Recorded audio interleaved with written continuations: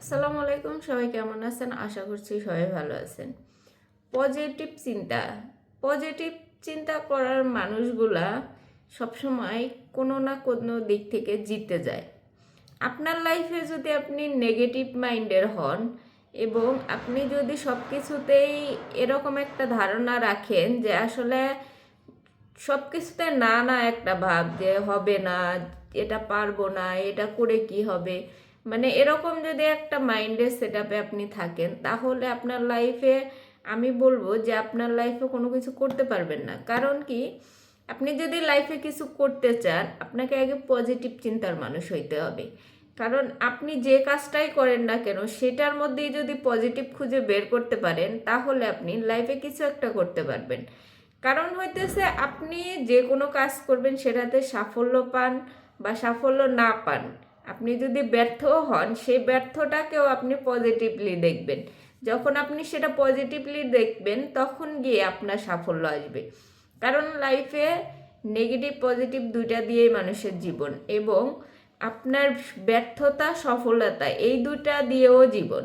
সবসময় যে আপনি সফল হবেন, আপনি আপনার এফোর্ট পুরা দিতেছেন, আপনি আপনার দিক থেকে পুরা চেষ্টা করতেছেন যে কোনো একটা কাজের জন্য, সফলতা পাওয়ার জন্য, কিন্তু আপনি ব্যর্থ হবেন এমন না যে আপনি একবারেই সফল হয়ে যাবেন বা 5বারেই সফল হবেন, বা এমন হতে পারে 10বার 20বার, আপনি 100বারের পরে গিয়ে সফলতা পাইবেন। কিন্তু আপনি যদি 5বার করে হয়রান হয়ে যান, নেগেটিভ চিন্তা মাথায় এনে ফেলেন যে আর হবে না, এত ব্যর্থ হইতেছি, এরপরে আর কি করব, মানে মাইন্ডটাকে এমনভাবে সেট আপ করেন যে সফলতা একদিন আসবেই, সফলতার জন্য আমাকে ধৈর্য ধরতে হবে এবং নিজের যে প্যাশনটা, এটা কাজে লাগাতে হবে। আপনি যে কাজটাই করেন না কেন, যেটার পিছনে ছুটেন না কেন, সেই কাজটাকে নিজের মন থেকে করতে হবে এবং নিজের প্যাশন থেকে করতে হবে, যে আমি এই কাজটা করতে পছন্দ করতেছি এবং এই কাজটা আমার দ্বারা হবে, এবং আজ না হোক কাল হোক হবে।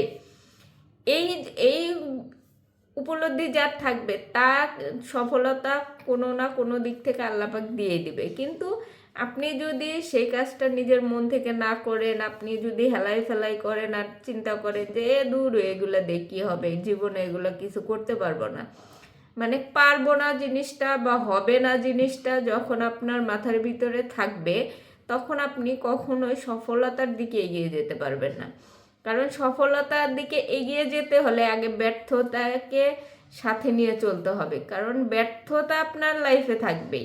সেই জন্য আপনাকে পজিটিভ চিন্তা সবসময় করতে হবে। পজিটিভ থিংস যদি আপনার মধ্যে না থাকে, তাহলে আপনি এই সফলতা কোনো দিনও আনতে পারবেন না।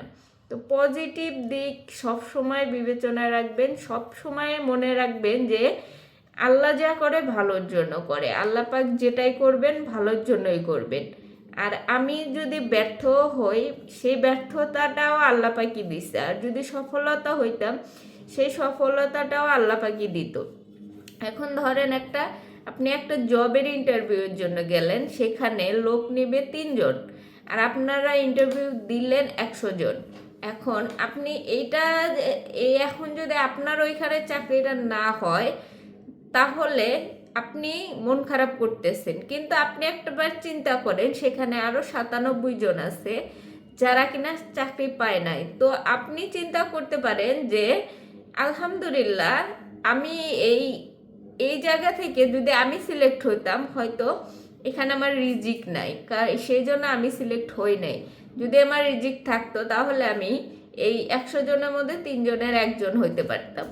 সেই জায়গা থেকে চিন্তা করলে আপনি ব্যর্থ নন, কারণ আপনার এখানে রিজিক নেই। আপনি অন্য কোনো জায়গায় ট্রাই করবেন, অন্য কোনো জায়গায় চেষ্টা করবেন। সব ক্ষেত্রেই পজিটিভ নেগেটিভ দুইটা দিকে আছে। এখন যদি আপনার চাকরিটা হয়ে যেত, তাহলে আপনি কি বলতেন যে আমার রিজিকে আছে? এরকম না যে এই 197জনের মধ্যে 3জন যে জব পাইছে, তার মধ্যে যদি আপনার নামটা থাকে, তাহলে এটা আলহামদুলিল্লাহ বলতে হবে যে আমার রিজিক এই জায়গায় ছিল, যার কারণে আমার জবটা হয়েছে। এখন যদি আমার রিজিক না থাকতো, আমি ওই 97জনের মধ্যে থাকতে পারতাম। তো সব কিছুতেই একটা পজিটিভ দিক বের করে সেটাকে মেনে নেওয়া উচিত। যদি সব কিছুতেই আপনি নেগেটিভ দিক খোঁজেন, তাহলে আপনার লাইফে যেটাই করতে যাবেন আপনার একটা মানসিক অশান্তিতে ভুগতে থাকবেন, এবং সেই অশান্তিটা এমন পর্যায়েও যেতে পারে যে সেটা আপনার ডিপ্রেশনের কারণ হইতে পারে এবং আপনাকে ধীরে ধীরে ডিপ্রেশনের দিকে এগিয়ে যেতে সাহায্য করবে।